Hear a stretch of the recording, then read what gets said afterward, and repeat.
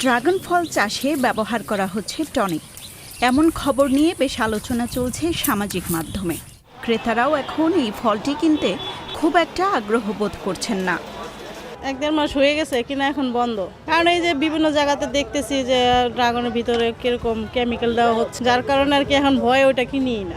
ফলের দোকানে গিয়ে দেখা যায় বিক্রেতারা ড্রাগন ফল নিয়ে বসে আছেন, কিন্তু বিক্রি করতে পারছেন না। হঠাৎ করে কমে গেছে ফলটির দাম। একবারে কমে গেছে। একবারে কম বেচা কিনা, ধরেন না আজকে এখনো 1 কেজি বিক্রি হয় না, আনছি 20 কেজি দোকানে আছে। প্রশ্ন হলো, ড্রাগন ফলে টনিক দেওয়া হয়েছে কিনা তা চিনবেন কি করে? আপনারা দেখতে পাচ্ছেন যে আমার সামনে 3টি আলাদা রকমের ড্রাগন ফল আছে।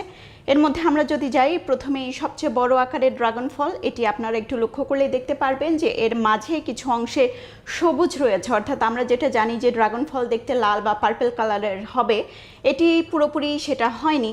এবং এর যে পাপড়িগুলো আছে সেটাও দেখবেন যে খুব বেশি লম্বা না, একটু খাটো, এবং আকারেও এই ড্রাগন ফলটি অন্য সবগুলোর চেয়ে বড়।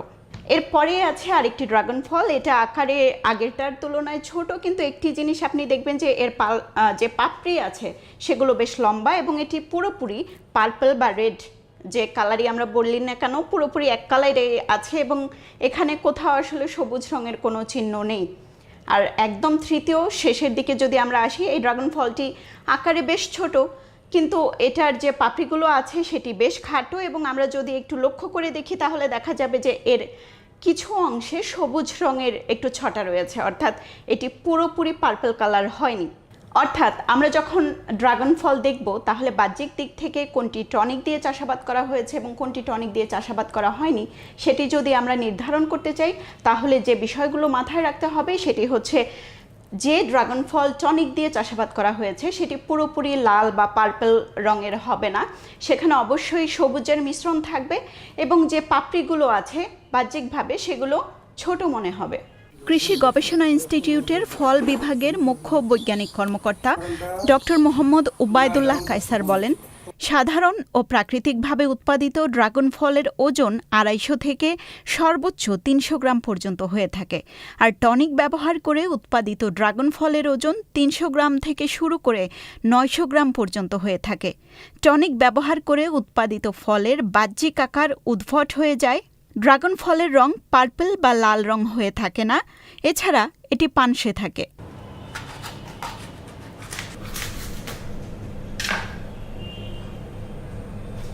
সবার আগে যদি আমাদের সবচেয়ে বড় যে ড্রাগন ফলটি ছিল সেটি যদি আমরা দেখি, তাহলে দেখব যে এর যে চামড়াটা আছে সেটা তুলনামূলক কিছুটা পুরু, অর্থাৎ যে ড্রাগন ফল টনিকের সাহায্যে উৎপাদন করা হবে তার চামড়া কিছুটা পুরু থাকবে। আমরা যদি আসি একদম ছোট যে ড্রাগন ফলটা ছিল, যার সামান্য অংশে সবুজ রং ছিল এবং পাপড়িগুলো বেশ ছোট ছিল, সেটিও কাটার পর দেখা যাচ্ছে যে আগেরটার মতোই এটির চামড়াও বেশ পুরু। আর এবার যদি আমরা আসি, আমরা যে মাঝারি আকারের ড্রাগন ফল দেখিয়েছিলাম সেটি কাটার পর দেখা যাচ্ছে এর যে চামড়াটি আছে সেটি অন্য যে দুটি ড্রাগন ফল ছিল ছোট এবং সবচেয়ে বড় সেগুলোর তুলনায় কিছুটা পাতলা। আর আমরা যদি ভেতরের অংশটা দেখি, সেটাও বেশ স্বচ্ছ একটা পার্পল রং দেখা যাবে। অর্থাৎ এই ধরনের দেখতে ড্রাগন ফলগুলো প্রাকৃতিকভাবে উৎপাদিত।